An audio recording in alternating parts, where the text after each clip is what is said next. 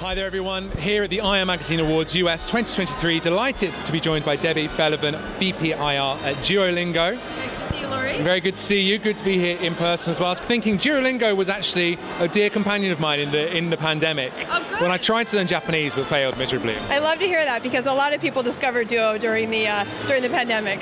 Yeah, it was a real, your owl. Time on your hands, you know? Right, and I really got to know the owl very, very well. He was a dear friend of mine at the end of it. He's kind of insistent, but he's a good friend. That's what good friends. It's for your own good. Exactly. And speaking of excellence in linguistics, we're going to go with that tonight. Okay. You've been nominated for one of our awards this evening, the Best Innovation in Shareholder Communications. I wonder if I could ask a little bit more about the work that went into your nomination for that and what work you think you would highlight as indicative of being worthy of that award. Sure. Happy to share.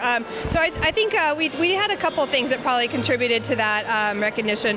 One of the things is we shifted to a shareholder letter, a quarterly shareholder letter. So instead of the investor, the earnings call presentation, press release, script, kind of took all that information and put it into a shareholder letter.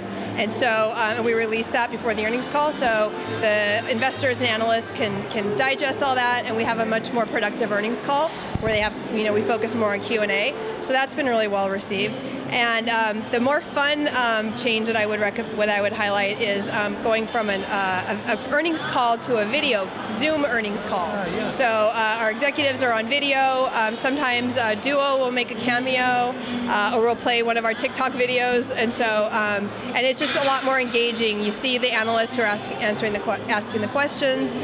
You see the executives, responses, and so those have both been really well received. And I think we just continue trying to make them better. Absolutely, sounds like a good innovation there that would get people interested. And speaking of the other end of things, maybe the challenges of the past year. It's obviously been a fairly up and down time in terms of macroeconomics. What have been some of the challenges that you and the team have overcome? Well, I think trying to prepare for how the business might respond to the economic uncertainty. We've been very cautious, but we've actually been very lucky because we continue to just outperform our own expectations. It hasn't impacted our metrics at all, so we've actually had a phenomenal last year, and it's hard to think of any challenges, but I'm sure that we can't be lucky forever, but let's hope. One can hope. But yeah, no, we've been really fortunate. Well, fingers crossed on that front for you. And when it comes to advice for your fellow IROs tonight, hopefully meet some new people, but maybe thinking about advice for them to also end up on the list of nominees next year, what would be your sort of words of wisdom you'd pass on? I would just say think outside the box. Don't fall into the same mold that every company does. There's always new ways of doing things and kind of challenging the norm. And so just do what seems to fit best with your management style, your executive team style, which is really important.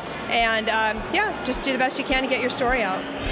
Wonderful advice, Debbie. Thank you so much for your time. Best of luck this evening. See you later. Thanks, Laurie. Have a good night.